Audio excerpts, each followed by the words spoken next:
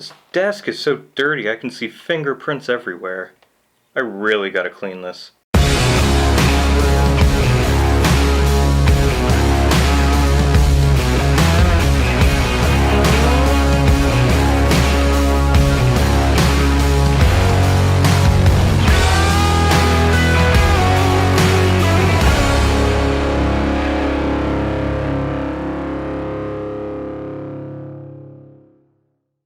Howdy and welcome back to another episode of Focus Friday here on the Small Bear Studio. My name is Charles Price and I've been away for about a week.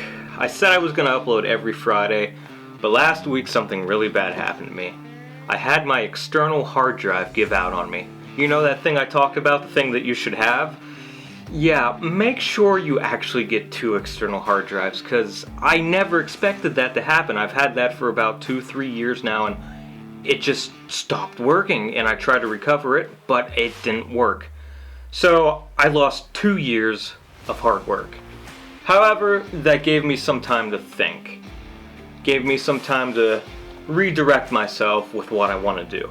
I recently went ahead and I bought this Viltrox EF-M2 adapter, and that can only mean one thing. It means that I went ahead and I did get the Sigma 18 to 35. 5, right? 18 to 35, that sounds correct. That is correct. The Sigma 18 to 35. I have a whole bunch of plans for me in this new lens, and hopefully it gets a little bit better out. It's been raining, pandemic, doom. Today, however, I do want to talk about the camera that I'm recording on right now, the Panasonic GH5. Undoubtedly, this has been the best camera. It has been the best investment I have made in my life thus far. And trust me, I went to college. Not for film and photography, for something else. Anyways, and I want to talk about 5 reasons why I think the GH5 is something that you might want to buy.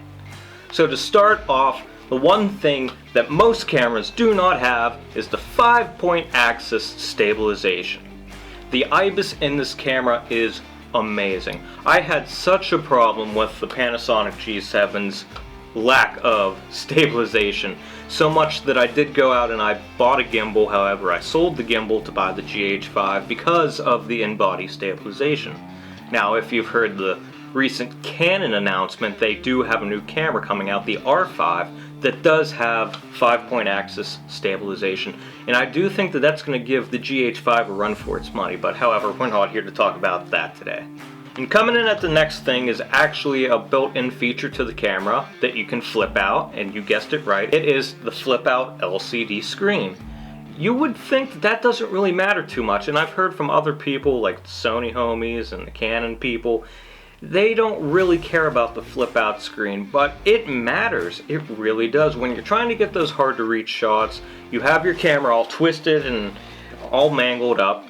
You want to have something that you can just flip out and turn to match your ridiculous angle that you're trying to get to make that perfect shot.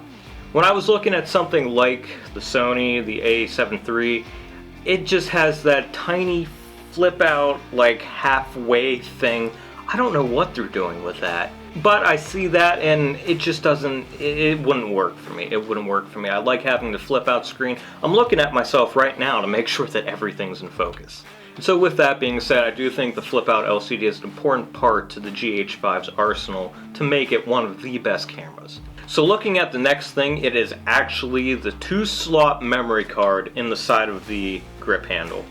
The 2-card system that the GH5 has, and I think most also other cameras have it, so it's not mutually exclusive to the GH5, but having 2 slots for your memory cards, I have 2 64 gigs in there, and I think that's 120... Okay, math's not my strong suit, it's 120 something. But I do think that helps the GH5 stand out among all the other 1-card cameras. So what are you going to do with those 2 memory cards? You're going to fill it with pictures and video. You go out there, you do that. You're going to record video, and hopefully you're going to record 4K, which goes into our next thing, is 4K at 60 frames per second. One of the problems I had with the G7 was the lack of 60 frames per second. It had it in 1080p, but that's not what I was looking for. When you cut down 4K at 30 frames per second, 15 frames per second isn't that great. Not for slow motion anyways. But the GH5, one of the things that sets it apart from everybody else is the 4K at 60 frames per second. You can record at 4K, cut that down in half to a nice silky smooth 29.97 or 30 frames per second. You just get buttery smooth slow motion. And one of the last things that you may not actually know about the Panasonic GH5 is that as of the 2.0 update, we're kind of at like 2.4, 2.5, so it's been out a while, but not many people know about it. It is 6K at 30 frames per second. But one of the main features that the GH5 was supposed to be released with was a 6K photo mode. And it was a burst photo mode, but like I said, as of the 2.0 update, it gave us an option to record an anamorphic 6K. Now you do not have to have an anamorphic lens to harness that 6K image for video, and I might actually make a video about how to access the 6K on this camera. You do have to go into settings, and there's a different thing other than MP4 that you have to set the camera in, but I'll explain that all in another video, or you can go watch some of the other videos on YouTube that, to be honest, probably will explain it a bit better than I ever could. So with that being said, those are the 5 things that I think set the GH5 apart from everything else. This camera is an absolute workhorse, and I'm going to be really excited to finally pair up the Sigma 18-35 with the Viltrox adapter to my GH5 and to get some of the best film that I can. And I hope you guys enjoyed the video today. Remember to like, subscribe, and press the notification button if you're not already notified to my videos. So ye, and I cannot stress this enough, ha. Thank you guys for watching.